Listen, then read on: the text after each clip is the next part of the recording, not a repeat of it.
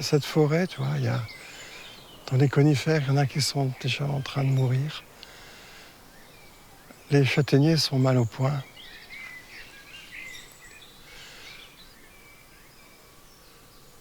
Il y a quelques années, 10 ans, 15 ans, il y avait plein de volontaires qui venaient pour tout entretenir, que tout soit très propre. Et il y a même des gens qui venaient balayer le sous-bois parce qu'il ne fallait pas laisser de feuilles mortes, ça fait sale. Tu vois. Et les arbres mouraient. Tu vois, à chaque fois qu'il y a une feuille morte qui disparaît, qui est ôtée d'un lieu, la matière ne peut pas se recomposer. Et dans un monde où il y aura besoin de beaucoup d'énergie pour la métamorphose, et bien si on ôte l'énergie qui reste au sol, le milieu ne peut pas changer. Et dans les endroits qu'on a laissés en libre évolution, là, comme ici, encore les ronces qui sont les premières à arriver. Et dedans, comme il y a le verger au-dessus, plein d'arbres fruitiers. Là, il y a quelque chose qui dit la métamorphose du monde. C'est pas que de notre fantasme à nous d'arriver à réparer les choses, c'est nous, humains, et la nature, qui avons décidé d'œuvrer ensemble.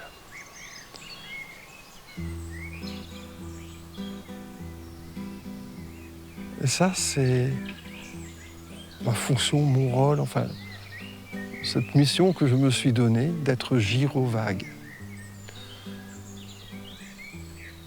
D'aller sur les chemins. Gyro, ça veut dire tourner, vague les chemins, vagabond.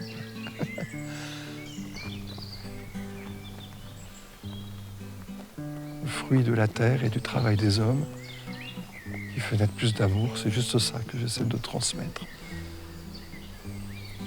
Ma façon à moi d'envisager l'agriculture. Et ça fut comme ça depuis la nuit des temps. Et on s'en est séparés.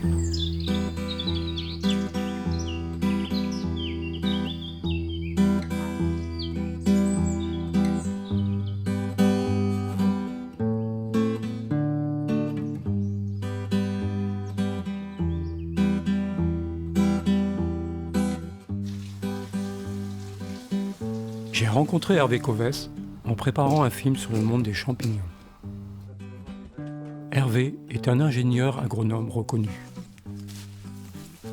Il a travaillé sur la régénération des sols grâce à la mycorhization. Voilà le trésor. Un procédé qui met en relation les racines d'une plante avec des souches de champignons dans le but de générer une symbiose bénéfique. Après des années de recherche et d'expérimentation dans l'agriculture intensive, Hervé prend un autre chemin, celui de la permaculture et de l'agroécologie. Suite à des expériences spirituelles dans la forêt, Hervé rejoint l'ordre de Saint François d'Assise, le patron de l'écologie. Aujourd'hui, Hervé, le moine gyrovague, sillonne la France. Il donne des conférences, anime des formations, porté par ses convictions franciscaines d'écologie intégrale. Je décide de le suivre à la rencontre des acteurs du monde de demain, engagés dans des projets d'agroécologie expérimentale. Astrid, Marco et Nathanaël, 3 pays-culteurs installés dans des écolieux emblématiques, pratiquant la permaculture et l'agroforesterie, véritable laboratoire d'une agriculture durable.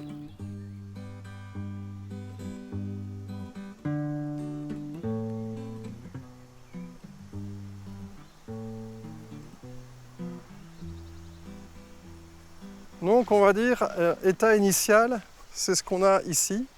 Tu vois cette espèce de graminée là qui est très belle. La végétation est toute petite. Voilà, ça c'est une pelouse sèche calcaire. Il y a 10-15 ans, c'était un endroit où il n'y avait plus une seule herbe, où il fallait que ce soit propre. Et donc, il y avait des quantités importantes d'herbicides qui étaient utilisés. La vie du sol s'était effondrée alors qu'il y avait des arbres. Hein, il n'y avait que du caillou et quelques arbres truffiers. Et ça, qu'est-ce qu'on peut faire?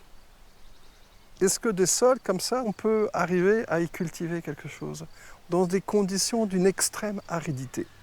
Donc là, c'est la première année où on a planté du seigle. Et maintenant, on va aller voir un endroit où c'est la deuxième année où on l'a fait. Donc on va passer de l'autre côté, par là-bas. Et on va aller dans la zone qui est la plus boisée. Alors, ce qui est important de dire aussi, c'est que notre seigle ici, et les plantes qu'on a rajoutées, on les a mycorhizées avec ces fameux champignons endomycorhiziens qui permettent de vivre avec la canicule. Et pas n'importe quoi comme champignons endomycorhiziens, ceux qui ont émergé ici dans des lieux de grande aridité, qui sont déjà adaptés au milieu. Et là, je vais juste passer au milieu du seigle. Regarde, regarde comme il est grand, tu vois. Les épis, on nous dit que ça ne pousse pas à côté des arbres. Mais quand le système est bien mycorhizé, ça marche bien. 2 ans, 2 ans de travail en semi-direct, sans travailler le sol, et en produisant des légumineuses, donc de la protéine pour nourrir les animaux du sol, et bien eux vont commencer à faire un vrai sol. Et en 2 ans, regardez comme ça devient beau. On a des épis qui ont 50 grains. Regardez, la hauteur, c'est le même que celui qu'on avait à côté. C'est le même, mais connecté à la forêt. Connecté entre eux par ces fameux champignons, avec plein de vie dans le sol. Voilà, ça, c'est le résultat de la canicule de l'an dernier. Cette émergence-là. Vous voyez quel espoir ça peut donner si les gens venaient voir, venaient évaluer par eux et tester ça chez eux. On peut passer d'un endroit presque désertique à quelque chose où il y a une espèce d'abondance. Et voilà le miracle. C'est pas un miracle, c'est juste là, en vrai. Voilà.